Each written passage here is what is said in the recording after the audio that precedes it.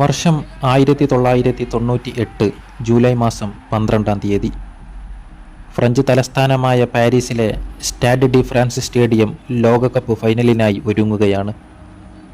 Zinedine സിദാന്റെ നേതൃത്വത്തിലുള്ള French പട റൊണാൾഡോയുടെ നേതൃത്വത്തിലുള്ള ബ്രസീലുമായാണ് ഏറ്റുമുട്ടാനിരിക്കുന്നത്. കിക്ക് ഓഫിന് മണിക്കൂറുകൾ മാത്രം ബാക്കി നിൽക്കെ ബ്രസീൽ ടീം വിശ്രമിച്ചിരുന്ന ഹോട്ടലിൽ നടന്ന സംഭവങ്ങൾ ഇന്നും ഫുട്ബോൾ ചരിത്രത്തിലെ ഏറ്റവും വലിയ നിഗൂഢതയാണ്.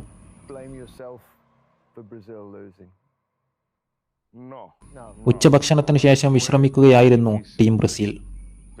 റൊണാൾഡോക്കൊപ്പം മുറിയിലുണ്ടായിരുന്ന സഹതാരം റോബർട്ടോ കാർലോസ് പെട്ടെന്നാണ് ഞെട്ടിക്കുന്ന ആ കാഴ്ച കണ്ടത്. റൊണാൾഡോ കട്ടിലിൽ കിടന്ന് അനിയന്ത്രിതമായി വിറക്കുന്നു. വായയിൽ നിന്ന് നുരയും പതയും പുറത്തേക്ക് വരുന്നു. ഒരു വേള റൊണാൾഡോ സ്വന്തം നാവ് തന്നെ കടിച്ചു വിഴുങ്ങുമെന്ന ഘട്ടത്തിലെത്തിയപ്പോൾ അത് തടഞ്ഞ കാർലോസിന്റെ കരച്ചിൽ കേട്ട് അപ്പുറത്തെ മുറിയിലുണ്ടായിരുന്ന കഫ് ഉൾപ്പെടെയുള്ള സഹതാരങ്ങളും ഓടിയെത്തി. ഉടൻ റൊണാൾഡോയെ പാരീസിലെ ലിലിയസ് ക്ലിനിക്കിൽ പരിശോധനയ്ക്ക് എത്തിച്ചു. ബ്രസീലുകാരുടെ ലോകകപ്പ് സ്വപ്നം ഏതൊരു താരത്തിന്റെ കാലിലാണോ, ആ കാലുകളാണ് തങ്ങൾക്ക് മുമ്പിൽ നിശ്ചലമായി കിടക്കുന്നതെന്നോർത്ത് ഓരോ താരത്തിന്റെയും കണ്ണുകൾ നിറഞ്ഞൊഴുകിയ നിമിഷം. അന്ന് വൈകിട്ട് നടക്കാൻ പോകുന്ന കളിയുടെ ഫലം എന്തായിരിക്കുമെന്ന് റൊണാൾഡോക്ക് ചുറ്റും കൂടിയ ഓരോ താരങ്ങളും മുൻകൂട്ടി കണ്ടു. ഏറെ കഴിഞ്ഞാണ് റൊണാൾഡോ കണ്ണു തുറന്നത്. എന്താണ് സംഭവിച്ചതെന്ന് റൊണാൾഡോക്ക് വിശദീകരിച്ചു കൊടുക്കാൻ സഹതാരങ്ങളോ കോച്ചോ ഒഫീഷ്യൽസോ തയ്യാറായില്ല. അപസ്മാരത്തിന് സമാനമായ അവസ്ഥയിലായിരുന്നു റൊണാൾഡോ എന്ന് പിന്നീട് താരങ്ങൾ വെളിപ്പെടുത്തുകയുണ്ടായി. മത്സരം തുടങ്ങാൻ 72 മിനിറ്റ് ബാക്കി നിൽക്കെ പ്ലേയിങ് 11 പുറത്തു വന്നു. സംഭവം ആദ്യം അറിഞ്ഞ മാധ്യമപ്രവർത്തകരും ഫുട്ബോൾ ലോകവും ഒന്നടങ്കം ഞെട്ടി. ബ്രസീൽ നിരയിൽ മുഖ്യ സ്ട്രൈക്കറുടെ സ്ഥാനത്ത് റൊണാൾഡോ ഇല്ല, പകരം എഡ്മണ്ടോ. വാർത്ത കാട്ടുതീ പോലെ പരന്നു. ഫുട്ബോൾ ചരിത്രത്തിലെ തന്നെ എക്കാലത്തെയും മികച്ച ക്ലിനിക്കൽ ഫിനിഷറെ ബെഞ്ചിലിരുത്തി ബ്രസീൽ ടീം ഇറങ്ങുന്നു. റൊണാൾഡോക്ക് പരിക്കാണെന്നും അതല്ല ബ്രസീൽ ടീമിൽ ആഭ്യന്തര പ്രശ്നങ്ങളാണെന്നും അഭ്യൂഹങ്ങൾ പരന്നു.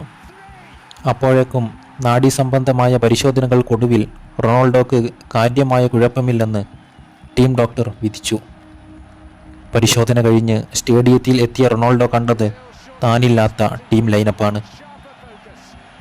തളർന്നിരുന്നെങ്കിലും കോച്ച് മാരിയോ സഗാലയോട് റൊണാൾഡോ ഒന്ന് മാത്രമേ പറഞ്ഞുള്ളൂ: എനിക്ക് കളിക്കണം. താരത്തിൻ്റെ നിർബന്ധത്തിൽ സഗാലോ വഴങ്ങി. കിക്ക് ഓഫിന് മിനിറ്റുകൾ മാത്രം ബാക്കി നിൽക്കെ എഡ്മുണ്ടോയെ മാറ്റി റൊണാൾഡോയെ പ്ലേയിങ് 11-ൽ ഉൾപ്പെടുത്തി പുതിയ ടീം പ്രഖ്യാപിച്ചു.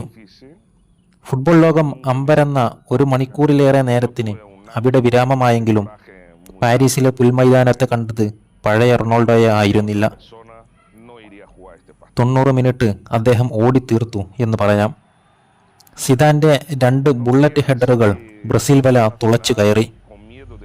3 ഗോളിന് എതിരില്ലാതെ ബ്രസീൽ ടീം പരാജയപ്പെട്ടു. സിദാനും സംഘവും കന്നി കിരീടത്തിൽ മുത്തമിട്ടു. ഫൈനൽ വിസിൽ മുഴങ്ങിയപ്പോൾ ഗ്രൗണ്ടിൽ തലകുനിച്ചു നിൽക്കുന്ന റൊണാൾഡോയുടെ ചിത്രം ഇന്നും ആരാധകരുടെ നൊമ്പരമാണ്. 98-ൽ പാരീസിൽ ഫോം ഔട്ടായ റൊണാൾഡോ 4 കൊല്ലം കൊണ്ട് അവിശ്വസനീയമായ തിരിച്ചുവരവാണ് നടത്തിയത്.